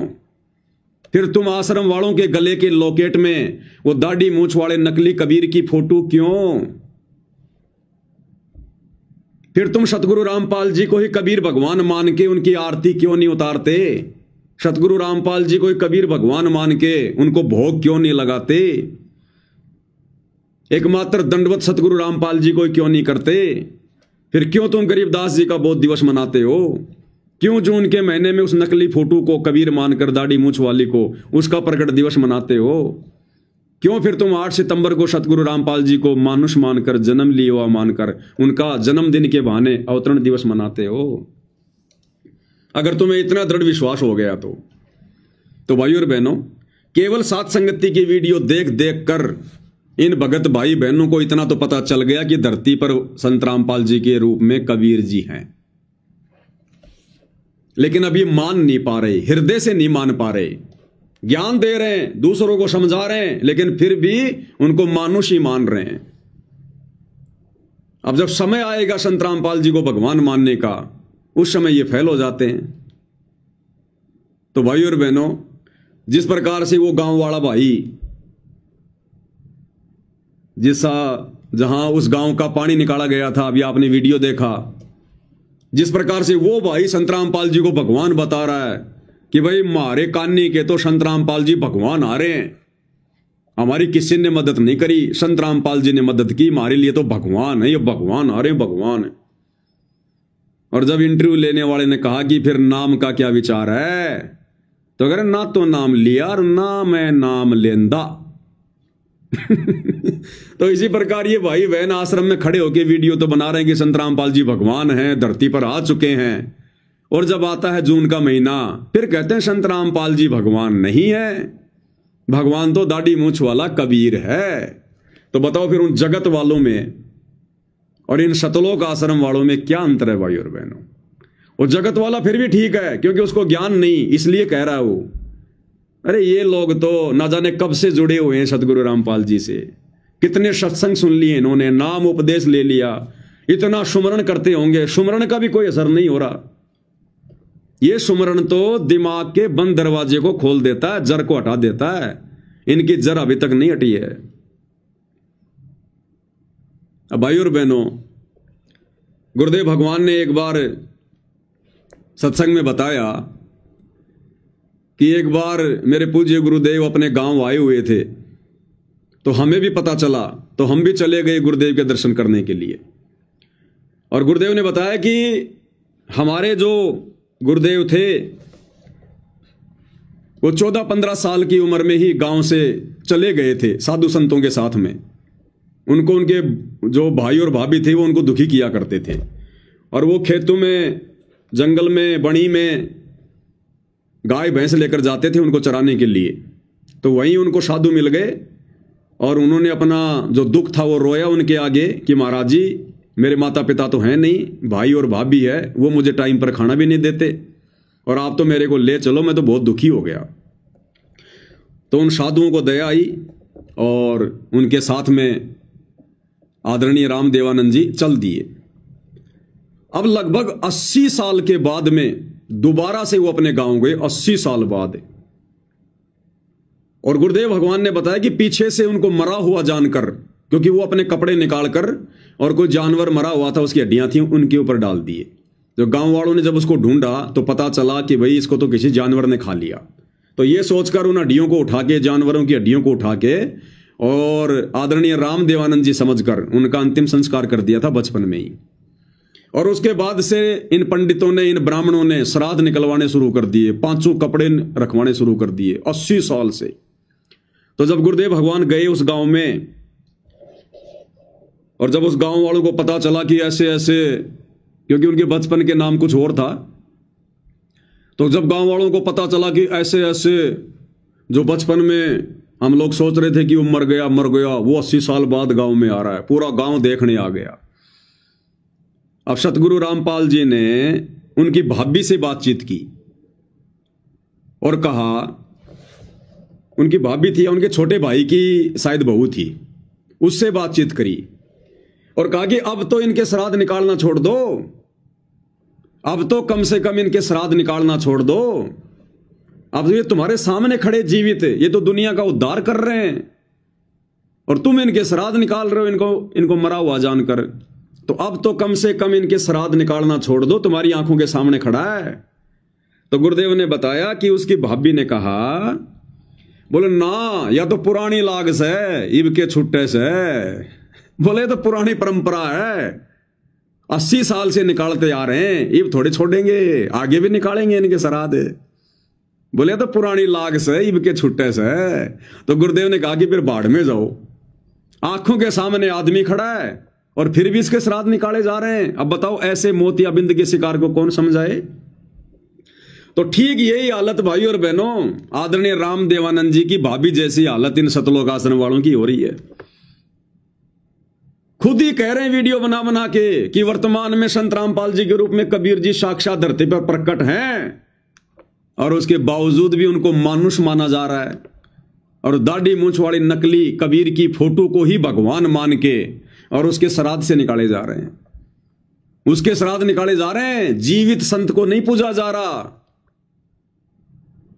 एक नकली फोटो, जो ओरिजिनल फोटो भी नहीं है कबीर भगवान की, जब वो 650 साल पहले आए, और ओरिजिनल फोटो होती तो भी हमारा क्या भला कर देती। हमें तो वक्त गुरु पार करेगा, वक्त गुरु का स्वरूप हमारे पाप कर्मों को नाश करेगा, उनके दर्शन से हमारे पाप कर्म कटेंगे। तो ये खाली जुबान से संत रामपाल जी को भगवान कहते हैं, लेकिन ये अभी हृदय से मान नहीं पा रहे कि सतगुरु रामपाल जी ही भगवान हैं। तो ऐसे भाई और बहनों, अब इन लोगों को क्या कह सकते हैं, इनको क्या समझा सकते हैं। ऐसे लोगों के ऊपर तो पूज्य गुरुदेव भगवान ने एक शब्द बनाया हुआ है जो इन लोगों के ऊपर बिल्कुल फिट बैठता है। मन मान सरोवर नाण रे, जल के जंतु रे जल माही, आठों भगत बिहान रे। मन मान सरोवर नाण रे, जल के जंतु रे जल माही, आठों भगत बिहान रे। 22,84,000 जल के वासी, ये भुगते चारों खान रे। चेतन होके जड़ को पूज, ये गांठ बांध पाषाण रे। क्या कह रहे हैं परमात्मा, 1,84,000 जल के वासी, ये भुगते चारों खान रे, और चेतन होके जड़ को पूजे। यानी इंसान खुद चेतन है, चल रहा है, फिर रहा है, बोल रहा है, और कहते हैं हे इंसान तू चेतन होकर, और एक जड़, एक मूर्ति, एक फोटो, उसको तू भगवान मान के पूज रहा है। चेतन होके जड़ को पूजे, ये गांठ बांध पाषाण रे। पत्थर को गांठ बांध रखा इन्होंने अपने पल्लू के, बहुत कीमती वस्तु समझकर। जैसे कोई व्यक्ति हीरे मोती लाल को ना पहचान कर उसको तो साइड में छोड़ दे, और एक जो है पत्थर को अपने पल्लों के गांठ बांध रखा है, ओहो बड़ी कीमती चीज है ये, तो कहते हैं वो तो मूर्ख व्यक्ति है जो चेतन होके जड़ को पूज रहा है। तो इसी प्रकार ये लालों के लाल, हीरे मोती लाल सतगुरु रामपाल जी भगवान है। ये चेतन परमात्मा, जिंदा परमात्मा, इसको भगवान नहीं मान रहे, इनकी आरती नहीं उतार रहे, इनको भोग नहीं लगा रहे, इनका प्रकट दिवस नहीं मना रहे, और वो जड़, वो फोटो, उसको परमात्मा मान के पूज रहे हैं। तो ऐसे लोगों के विषय में कह रहे हैं भगवान, 184 जल के वासी भुगते चारों खान रे, चेतन हो के जड़ को पूजे ये गांठ बांध पाषाण रे, गांठ बांध पाषाण रे। भाई मरकट कहाँ चंदन के ले पे, क्या गंग नवाव सवान रे। भाई मरकट कहाँ चंदन के ले पे, क्या गंग नवाव सवान रे। सुधी हो ना पूछतास की, वो छोड़े को न्या बाण रे, छोड़े को न्या बाण रे। परमात्मा कहते हैं ऐसे लोगों की हालत तो उस गधे के जैसी है। मरकट यानी गधा। गधे को उसके शरीर पर चाहे कितना जो है चंदन का लेप कर दो, अगले ही पल उसको छोड़ते ही वो कुरड़ियों में जाकर लौटेगा, राख में जाके लौटेगा, गंदगी में। तो कहते हैं मरकट के ऊपर चंदन लेप करने का कोई फायदा नहीं, उसने तो गंदगी में उसने लोट लगानी है। तो इन आश्रम वालों को कितना ही समझा दो, कितना ही ज्ञान बता दो, कितना ही कुछ दे दो, इनको प्रमाण है, अगले पल इन्होंने तो गुड़ और गोबर को एक करना है। और क्या गंग नवावे सवान रे। और कहते हैं जो कुत्ता होता है ना, कुत्ते को कितना ही गंगा जी में स्नान करवा दो, उसकी पूंछ कभी सीधी नहीं हो सकती, कभी भी, चाहे गंगा जी में कितनी डुबकी लगाओ। तो जो ज्ञानहीन प्राणी होते हैं, जिनके पिछले जन्मों के संस्कार मजबूत नहीं होते हैं भाई और बहनों, उनको कितने प्रमाण दे दो, कितने वीडियो बना दो कि गुरुदेव भगवान स्वयं परमात्मा है, परमेश्वर है, कबीर जी है, मान जाओ, लेकिन उनकी पूंछ कभी भी सीधी होने वाली नहीं है। वो छोड़े कोन्या बाण रे, बाण यानी आदत। वो कुत्ता कभी भी अपनी आदत नहीं छोड़ता, वो गधा कभी भी अपनी आदत को नहीं छोड़ेगा। भाई 12 कोट जहां जम किंकर, बड़े बड़े दैत्य हवान रे। 12 कोट जहां जम किंकर, बड़े बड़े दैत्य हवान रे। धर्मराय के दरगाह माही, हो रही खेचा ताण रे, हो रही खेचा ताण रे।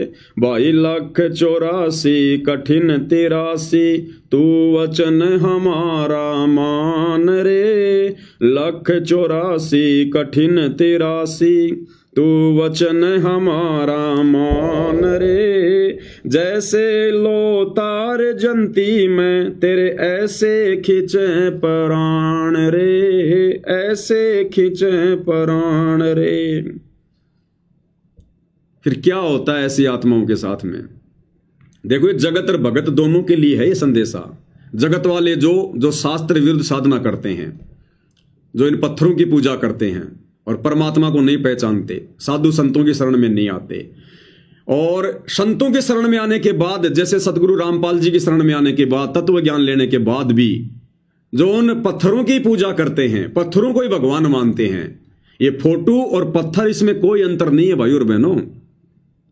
जिस समय ये शब्द जो बनाया गया है आदरणीय गरीबदास जी के द्वारा, उस समय भाई और बहनों ये डिजिटल मीडिया नहीं था, ये प्रिंट वगैरह निकालने की सुविधा नहीं थी, ये फोटो वगैरह नहीं बनती थी देवी देवताओं की। उस समय ये मूर्तियां बनती थी पत्थर की। इसलिए गरीबदास जी ने जो है वो जड़ नाम दिया उसको, कि भाई वो मूर्तियां पूजते हैं। अब वर्तमान में कलयुग की पिछली पीढ़ी है, सोशल मीडिया है, वैज्ञानिक युग है। अब वर्तमान में उन देवी देवताओं की फोटोओं को जो है वो कागज के ऊपर प्रिंट कर दिया। तो चाहे वो पत्थर की मूर्ति पूजो, और चाहे जो है वो कबीर जी की फोटो बना के पूजो, वो जड़ को पूजना है, जड़ को पूजना। इसलिए परमात्मा कह रहे हैं फिर उन प्राणियों के साथ में आने वाले समय में फिर क्या बनेगी, जो जड़ की पूजा कर रहे हैं, जो पत्थरों की पूजा कर रहे हैं, जो मुर्दों की पूजा कर रहे हैं। 12 कोट जम किंकर जहां बड़े बड़े दैत्य हवान रे, और धर्मराय की दरगाह माई हो रही खेचा तान रे। फिर ये होगा उनके साथ में वहां पर, क्योंकि मोक्ष तो फिर हो नहीं पाएगा ना। कितनी भक्ति कर लो, कितना ही दान कर लो, कितना ही कुछ कर लो, जब तक गुरु को हृदय से परमात्मा मानकर और परमात्मा वाली भक्ति क्रिया जब तक उनके साथ नहीं करोगे उनको प्रसन्न करने के लिए, तब तक भाई धर्मराय की दरगाह में इसी प्रकार से खेचातानी होती रहेगी। भाई 184 कठिन 83 तू वचन हमारा मान रहे। परमात्मा कह रहे मेरी बात को सत्य मान ले, नहीं तो 184 में जाएगा और फिर बहुत ज्यादा वहां पे जो है वो तुझे वो परेशानियों का सामना करना पड़ेगा। 83 यानी कष्ट। जैसे लो तार जंती में तेरे ऐसे खिंचे प्राण रे। जैसे लोहे को मशीन में डाल के और उसके बारीक बारीक जो तार बनाए जाते हैं उसको छिला जाता है, तो गोल गोल गोल गोल वो स्प्रिंग जैसा उसकी जो खाल होती है लोहे की, ऊपर की जो होती है परत, वो ऐसे जमा होती रहती है, उसको कहते हैं जंती। जैसे लो तार जंती में तेरे ऐसे खिंचे प्राण में। वो धर्मराय की दरगाह में यम के दूत गुरु को मानुष मानकर भक्ति करने वालों की फिर इस प्रकार से वो खाल उतारते हैं खींच खींच के, ऐसे उनको वो कष्ट देते हैं। भाई 184 मेट देते हैं शब्द हमारा मान रे। 184 मेट देते हैं तू शब्द हमारा मान रे। हरदम नाम जपो हर हीरा, चलना आम दीवान रे, चलना आम दीवान रे। स्वर्ग रसातल ये लोक कुशातल, रचे जमी असमान रे। स्वर्ग रसातल ये लोक कुशातल, रचे जमी असमान रे। 14 तपक किए पल माही, ये सरज ससी और भान रे, सिरज ससी और भान रे। भाई निर्गुण नूर जहूर जुहारम, निरख परख परवान रे। निर्गुण नूर जहूर जुहारम, निरख परख परवान रे। गरीबदास निज नाम निरंतर, सतगुरुदेव दान रे, सतगुरुदेव दान रे।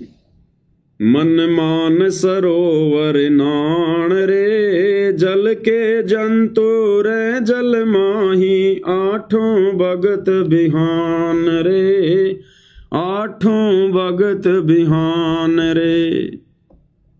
तो ये हाल है भाई और बहनों इन लोगों का।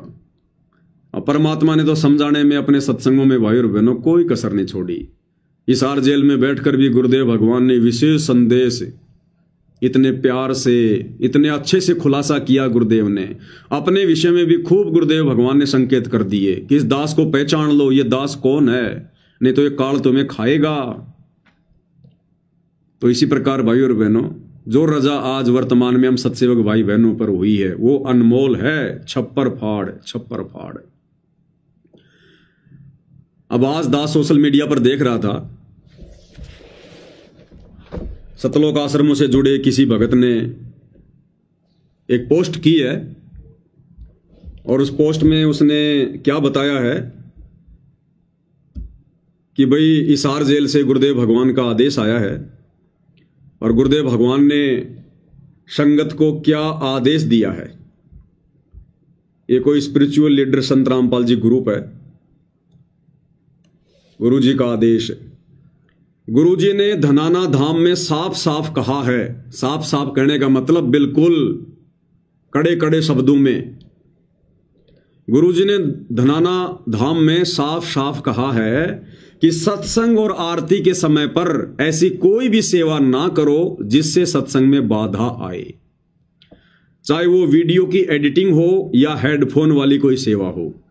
सत्संग और आरती के बीच में बातचीत करने वाला भी दोषी होता है।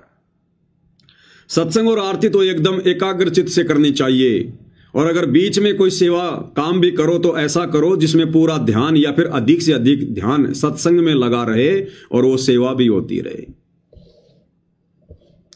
अब भाइयों और बहनों सोचिए, ये सतलोक आश्रम वाले भाई बहन भक्ति और भगवान से कितने दूर हो चुके हैं।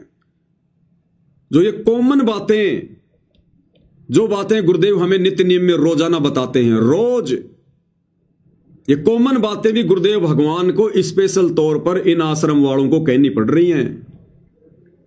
सोचिए ये लोग परमात्मा के सत्संगों से कितने दूर हो चुके हैं, ज्ञान आधार से कितने दूर हो चुके हैं कि गुरु को भी ये बात बोलनी पड़ रही है बार बार कि रे नालायकों, कम से कम सत्संग तो बैठ के सुन लिया करो, ध्यान से सुन लिया करो। अरे आरती के समय में तो इधर उधर मत भागो। क्योंकि भाई और बहनों, दास आप जियों को बार बार वीडियो वगैरह भेजता रहता है, दिखाता रहता है कि किस प्रकार से इन सतलोक आश्रमों में गुरुदेव का लड़का वीरेंद्र और अन्य लोग आरती के समय और बाहर के लोगों को, नेताओं को, नकली बाबाओं को आश्रम विजिट करवाते हैं। एक तरफ तो आरती चल रही है, दूसरी तरफ गुरुजी का बड़ा लड़का वीरेंद्र एक नकली उस कबीर पंथी को सतलोक आश्रम दिखा रहा है, उसको घुमा रहा है कि देखो जी हमने ऐसा आश्रम बना दिया, ये हमारा आश्रम है। दास ने कई बार वो वीडियो आप जियों को दिखाया है। सत्संग के समय दास ने आपको वीडियो दिखाया, ये सतलोक आश्रम वाले वीडियो बना बना के और ये बता रहे कि हलवा कैसे बनाया जाता है, हलवे में चीनी कितनी डलती है, हलवे में चीनी कितनी डलती है, हलवे में मीठा कितना डलता है। आरती के समय, सत्संग के समय ये हलवा बनाते रहते हैं और वीडियो बनाते हैं, इसमें इतना घी डलेगा, इतनी शक्कर डलेगी, फिर इसको इतना रोड़ेंगे, फिर ये हलवा तैयार होगा। और उधर नित्य नियम चल रहा है। और गुरुदेव क्या कह रहे हैं कि सेवा भी अगर करनी है तो ऐसी सेवा करो जिस सेवा को करते करते भी सारा का सारा ध्यान तुम्हारा सत्संग में हो, आरती में हो।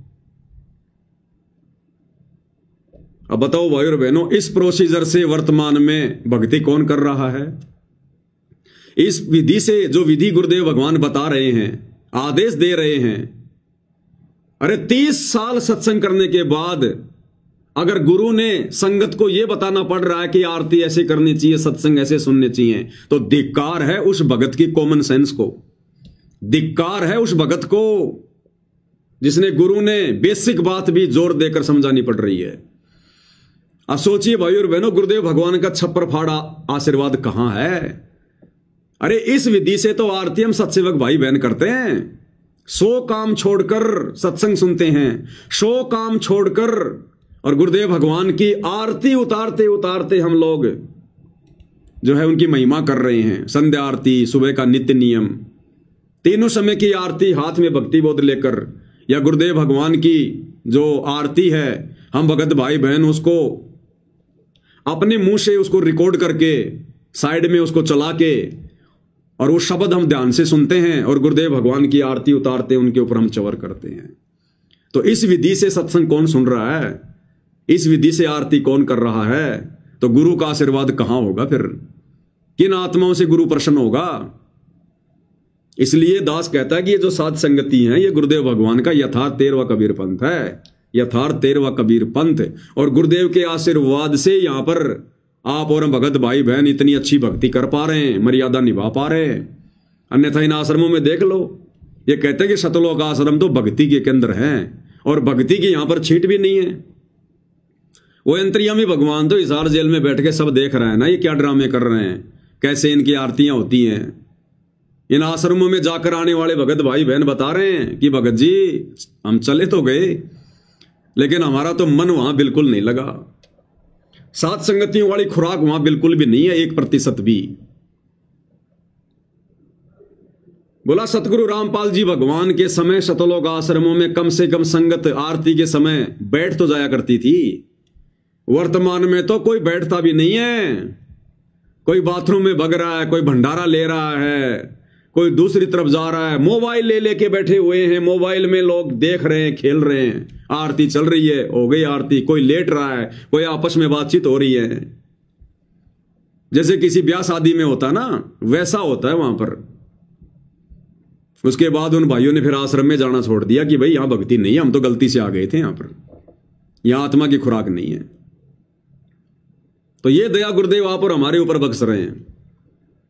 और सोचो भाई और बहनों, इन आश्रम वालों को गुरुदेव ये आदेश दे रहे हैं, इन आश्रम वालों को, इन लोगों के अनुसार, इन आश्रम वालों को, जबकि आश्रम वालों को इस प्रकार के आदेशों की आवश्यकता नहीं पड़नी चाहिए। जिस प्रकार हॉस्पिटल में कोई रोगी एडमिट है और हॉस्पिटल में एडमिट रोगी को ज्यादा टेंशन नहीं होती है, क्यों नहीं होती? क्योंकि अगर कोई दिक्कत भी हो गई तो वहां पर डॉक्टर होता है, तुरंत डॉक्टर उसकी हेल्प करेगा, उसकी मदद करेगा। लेकिन ये सतलोक आश्रम वाले तो, जो भक्ति रूपी हॉस्पिटल है, उस आश्रम में भी भाई और बहनों ये एकाग्रचित होकर बैठकर या खड़े होकर या भक्ति बोध लेकर ध्यान से आरती नहीं कर रहे। तो सोचो भाई और बहनों, जब ये उन आश्रमों से अपने घरों पर आते होंगे तो अपने घरों पर फिर ये क्या आरती करते होंगे, ये क्या सत्संग सुनते होंगे, कितने ध्यान से सुनते होंगे। जब गुरुदेव ने यहां तक लिखना पड़ा, आदेश देना पड़ा अंतर्यामी ने कि रे कम से कम तुम इतनी दूर दूर से आते हो, कोई 1000 किलोमीटर से आ रहा है, कोई 500 किलोमीटर से आ रहा है, क्यों आ रहे हो? टाइम पास के लिए आ रहे हो क्या? अरे आश्रम में भक्ति के लिए जाते हैं, सेवा के लिए जाते हैं, और तुम इन आश्रमों में आकर भी वही बकवाद करते हो। तुम्हारी नींद ही पूरी नहीं होती, तुम्हारी मोबाइल से आंखें नहीं हटती, तो फिर तुम क्यों आ रहे हो आश्रम में? तो सोचो भाई और बहनों, आश्रमों में जिनकी भक्ति ये है, तो सोचो आश्रम में तो महीने में वो 2 दिन जाते होंगे, बाकी के 28 दिन अपने घरों पर वो क्या भक्ति करते होंगे। तो ये दया भी पूज्य गुरुदेव भगवान ने आप और हमारे ऊपर बख्शी हुई है। और इस संदेश के माध्यम से सत्सेवक भाई बहनों ने और सावधानी बरतनी है। अगर कोई सत्सेवक भाई बहन गफलत में चल रहा हो, आरती के समय या सत्संग के समय यदि वो फालतू की यदि कोई वो क्रिया करता हो, तो भाई उनको भी सावधान होने की जरूरत है। आदेश तो आदेश ही होता है। मैं इस लिखे हुए पैराग्राफ को आदेश इसलिए बता रहा हूं, मुझे नहीं पता ये गुरुदेव का आदेश है या नहीं है। जिस भगत ने ये डाला है गुरु जी का आदेश बताकर, मैं इसको आदेश इसलिए मान रहा हूं, बता नहीं रहा, मान रहा हूं, क्योंकि ये जो लिखी हुई लाइनें हैं ये मेरे गुरुदेव के तत्व ज्ञान से संबंधित हैं। ये गुरुदेव भगवान के वचनों से मेल खाती हैं, उनके सत्संगों के अनुसार है ये। इसलिए ये चाहे धनाना आश्रम में आदेश आया हो, चाहे किसी और भगत को गुरुदेव ने दिया हो, लेकिन ये गुरुदेव के सत्संगों से मेल खा रही है, इसलिए मैं इसका समर्थन कर रहा हूं। हम उन तमाम आदेशों का समर्थन करेंगे जो आदेश गुरुदेव के सत्संगों से मेल खाएंगे, वो चाहे सतलोक आश्रम की तरफ से आओ या चाहे वैसे कोई भगत बताओ। लेकिन ये लोग ऐसा कोई आदेश पारित ही नहीं करते जो गुरुदेव के ज्ञान के अनुसार हो। तो जो आदेश गुरुदेव के अनुसार होगा, उनके भक्ति विधान के अनुसार होगा, उसको हम बिल्कुल सत्य मानेंगे। तो ये जो आदेश है ये गुरुदेव भगवान के भक्ति विधान के अनुसार है, बिल्कुल सत्य है। तो हम सत्सेवक भाई बहनों ने और अधिक ध्यान रखना है और अधिक विशेष सावधानी रखनी है कि आरती के समय हम अन्य कोई दूसरा काम ना करें। और इसीलिए सतगुरुदेव भगवान ने ये पाती पंच पोहप कर पूजा, देव निरंजन और न दूजा, हमसे इस विधि से आरती करवानी शुरू की है, ताकि मन को बकवाद करने के लिए, इधर उधर की बातें सोचने के लिए समय ना मिले। अगर आरती करते समय सुबह का नित्य नियम या शाम की संध्या आरती, जब गुरुदेव की आरती करते हुए हम उनकी महिमा करेंगे, तो हमारा ध्यान कहां रहेगा? या तो वाणियों में रहेगा या फिर सामने गुरुदेव भगवान के स्वरूप में रहेगा, क्योंकि हम आरती उनके स्वरूप को देखकर कर रहे हैं सामने। तो कान क्या सुनेंगे? गुरुदेव के वचन, वो वाणियां, वो चाहे भगत की जुबान में हो चाहे गुरुदेव की जुबान में हो। और आंखें क्या देखेंगी? अपने गुरुदेव का स्वरूप। तो गुरुदेव भगवान ने किस कदर हम आत्माओं को काल के षड्यंत्र से दूर करके भक्ति के नजदीक बैठा रखा है। तो ये दया भी परमात्मा की विशेष तौर पर आप और हम भगत भाई बहनों के ऊपर हुई है। और हमने पूज्य गुरुदेव भगवान की इस रजा को भाई और बहनों इसी प्रकार से आजीवन बना के रखना है, आजीवन। तभी हमारा यहां से पीछा छूटेगा, हमारी बात बनेगी। ये सात संगतियां भगवान ने इसलिए शुरू करवाई है ताकि हम जागरूक रहें, जागृत रहें मन को, क्योंकि मन रूप में ये काल ही बैठा है साक्षात। तो गुरुदेव कहते हैं कि इस मन को यानी इस काल को जरा भी मौका ना मिले अब, क्योंकि अब ये बड़ी बड़ी गलतियां करवाने की कोशिश करेगा।